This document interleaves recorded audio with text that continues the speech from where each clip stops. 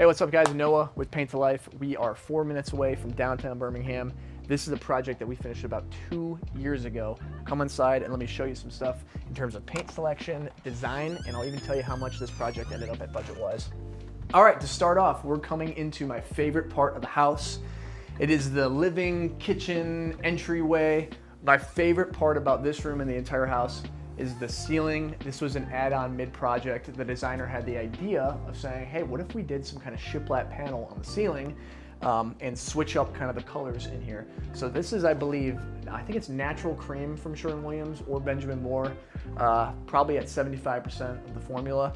And we sprayed it in a flat sheen across the entire paneling.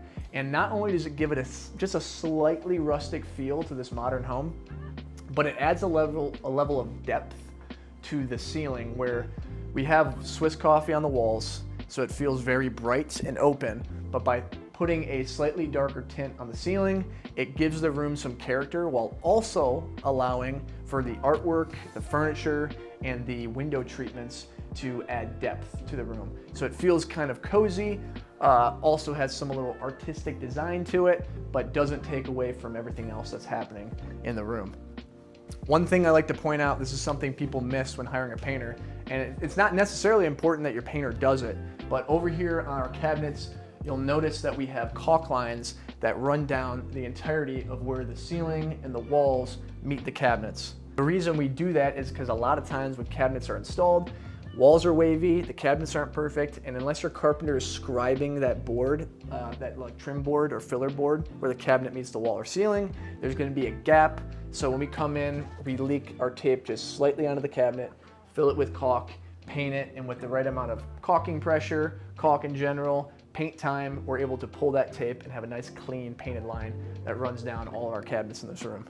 All right, now let's check out the office. I love this room too. This is a color-drenched room. That means it's the same color on the doors, trim, walls, ceiling. And when you color drench something, especially with a dark color, it creates kind of this cavern feel. So some people say it feels smaller, which I do agree, but at the same time, to me, sometimes it kind of feels bigger in a sense because it feels like you're in a cave, like you don't know where the room ends and starts. People disagree with me on that one, but that's just how I feel. Nonetheless, color drenching with a dark color, I believe this is iron ore in here.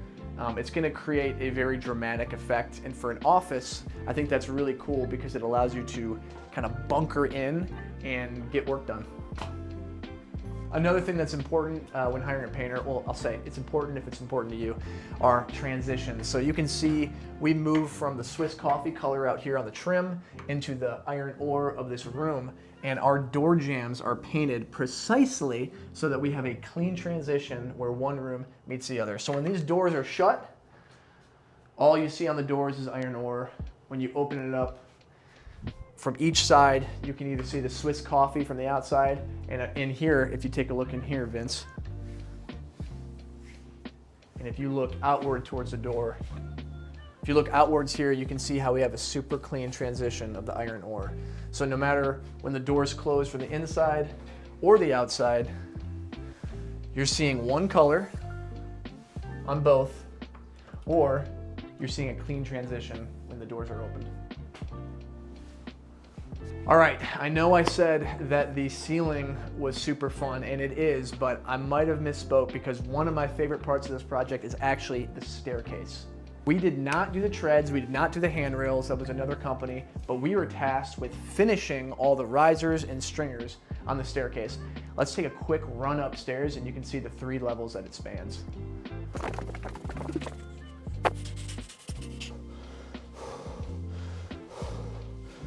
I was doing push-ups before you got up here, but take a look at this. Take a look downward without dropping the camera because it's a very expensive iPhone. You can see we had to finish this entire thing. So all the baseboards, all the risers, all the stringers, we had to prime twice. We had to sand, fill, prime twice, sand, paint again. Every single tread had to have a precise tape line created so we'd have these sharp transitions. Because just like the cabinets, when you put the risers and stringers in, they don't meet the tread perfectly. So we have to create a line with some durable caulking and paint. 2 years later, it's still holding up and looking great. This is the laundry room. We didn't paint that much in here, but the tile's cool and the cabinets are cool, so I'm gonna somehow take credit for that. We also did all the bedrooms in the house, so the kids' rooms. We did some accent walls, accent ceilings, but the hallway and the stairway, not only did we do the stairs, we did all the ceilings and walls. Again, Swiss coffee throughout the entire house, and that will bring you over into the master where there's wallpaper done. We did not do the wallpaper, but at least get an idea of a cool effect that this room has.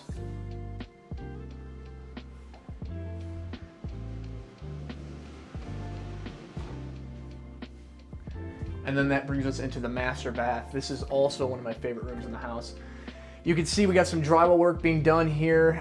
The guys who drywalled this home originally, there was some seam problems, so the homeowners actually called us back to see if we could remedy some of this stuff for them. Hence why there's some mud work up here that we're gonna be finishing up. But I love the white oak shelves here. Again, I'm gonna shout us out with caulking. These shelves had some serious gappage within this little cubby. So what we had to do is come in, protect the shelves, tape them off, do 2-3 coats of skim coating drywall mud to kind of build out the wall surface. And then we sanded everything, primed it, retaped it, put in some fresh caulk lines with tape, like we do with the cabinets and the stair treads. And again, 2 years later, they're holding up because we used the right stuff.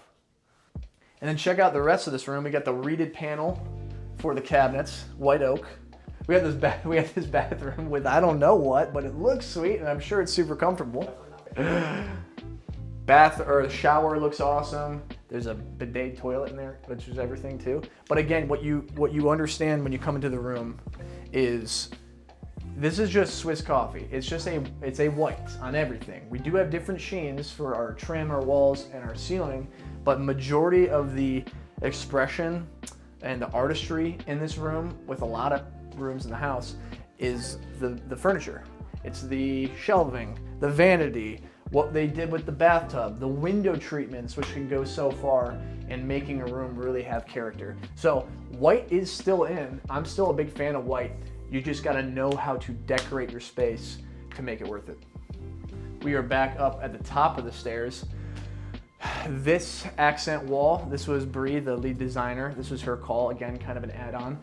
But they thought, hey, this is gonna be a kid's loft area. Might as well make a focal point. So this is one thing I recommend to homeowners. If you want to add an accent wall to a room, pick a spot where your attention is going to be. So wherever you think everyone's gonna be facing and spending the most time, make that the accent wall, because that draws in everyone's attention. So I think that's really cool. And then yet again, how can I not shout out our transition work with the white oak here. Caulk lines, clean.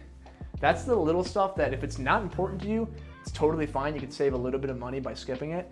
But those are the details that we look for with our designers, our design build firms, our general contractors, to make sure we're really giving them a great product that their end clients are gonna love.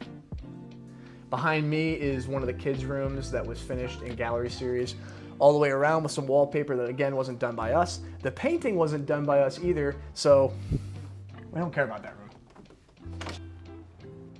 Hello. All right, guys, that's it. There's some other rooms. There's the basement and stuff like that we did, but I think that kind of captures the vibe and the scope of this project. If you are in Birmingham, or if you are in Royal Oak, Ferndale, Clawson, Bloomfield, anywhere in this kind of Woodward corridor area, we love working here. This is where we're based out of with our own homes, and this is where the business is based out of.